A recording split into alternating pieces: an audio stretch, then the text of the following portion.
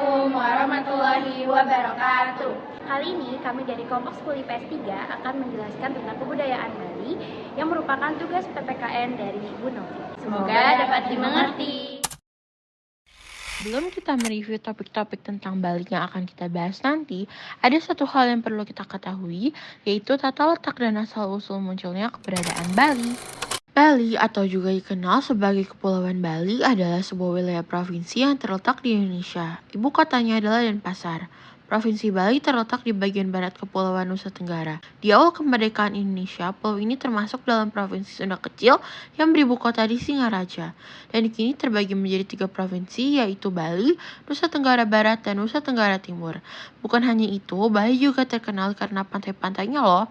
Maka dari itu, banyak turis dari luar negeri yang memutuskan untuk berlibur ke Pulau Dewata ini. Nah, ini dia teman-teman beberapa topik yang akan kita bahas di pembahasan selanjutnya.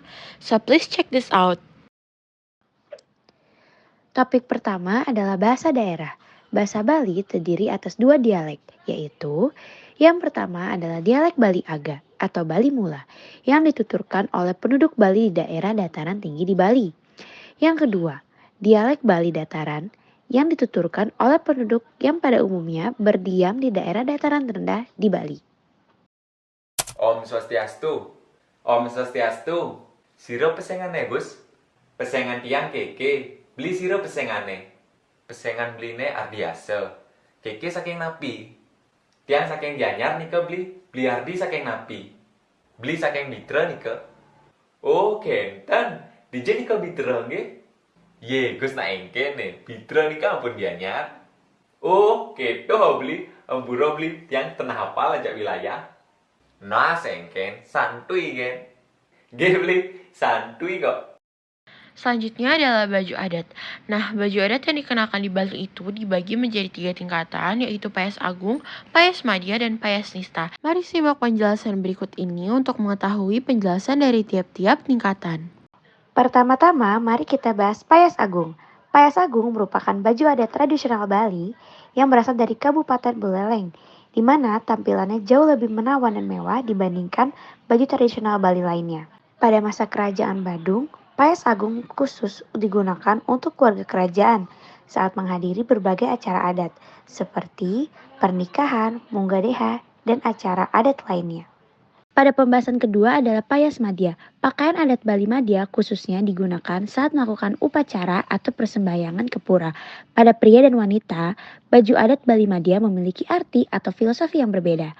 Secara umum, busana ini mengemban konsep tapak dara atau swastika. Penjabarannya sebagai berikut. Leher ke kepala disebut Dewa Angga, pusar ke leher disebut Manusa Angga, bawah pusar ke kaki disebut Buta Angga. Yang paling terakhir adalah Payas Nista. Pakaian adat Bali Payas Nista dikenal juga sebagai Payas Alit. Dalam bahasa Indonesia, alit berarti kecil, di mana busana ini merupakan busana dalam tingkatan yang paling rendah dibandingkan 2 jenis pertama. Payas alit kerap digunakan sehari-hari dalam kegiatan ngayah atau disebut juga sebagai gotong royong dan sembahyang harian di rumah ataupun ke pura. Dapat disimpulkan bahwa pada zaman dahulu busana ini diperuntukkan untuk rakyat biasa seperti petani atau nelayan.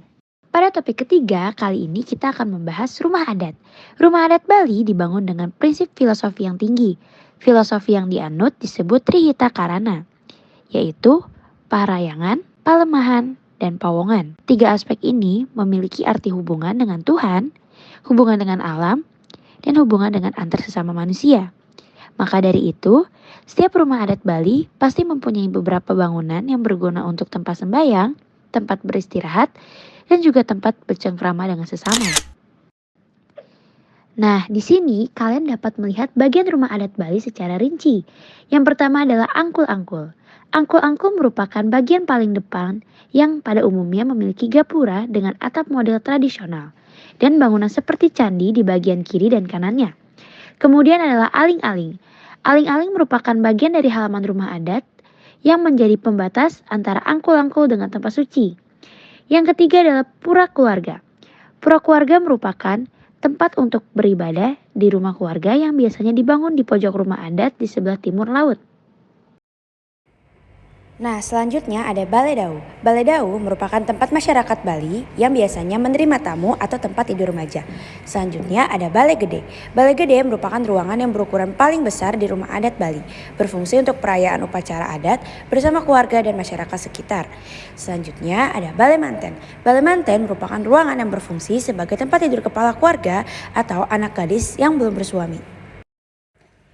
Kemudian ada Pawerangan, yaitu ruangan dapur yang dibangun untuk tempat penyimpanan dan pengolahan makanan. Serta yang paling terakhir adalah Jineng, bangunan untuk menyimpan gabah padi yang ukurannya paling kecil. Untuk topik keempat, kita akan membahas tentang alat musik tradisional, di mana ada gamelan Bali, cengceng, genggong, pereret, dan juga rindik, yang kalian bisa lihat gambarnya di slide selanjutnya.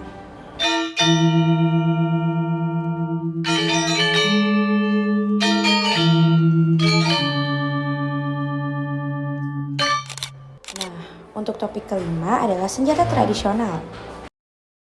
Senjata tradisional pertama ialah pisau tiup Bali yang biasanya digunakan untuk memasak, memotong daging, dan juga mengolah bahan makanan lainnya. Yang kedua adalah keris tayuhan. Fungsi dari keris tersebut sebagai benda pusaka yang dilengkapi dengan berbagai hiasan. Nomor 3 adalah Trisula Bali. Trisula merupakan senjata tradisional yang mempunyai 3 ujung mata pada tombak. Nomor 4 ada kandik. Kandik merupakan senjata tradisional Bali yang digunakan untuk melakukan pekerjaan seperti menebang pohon, memotong kayu, dan lainnya. Pada pembahasan ke-6, kita akan membahas lagu daerah, yaitu lagu-lagu daerah yang menggambarkan kehidupan sosial dan nilai-nilai luhur pada masyarakat Bali. Lagu pertama adalah lagu Ratu Anom. Lagu Ratu Anom mempunyai makna bahwa kita harus selalu percaya diri menjalani kehidupan. Untuk lagu yang kedua adalah lagu Macepet Cepetan, yaitu lagu mempunyai makna bahwa masyarakat Bali adalah orang yang sigap, cepat, dan tanggap dalam mengambil tindakan. Lalu pada topik selanjutnya adalah tarian daerah. Ada beberapa macam tarian daerah yang harus kalian ketahui yang berasal dari Bali. Yang pertama ada tari kecak, yang kedua tari Puspanjali, tari Trunajaya, Tari Barong, tari pendet, dan tari legong. tari baris, tari topeng, dan yang terakhir tari Margapati.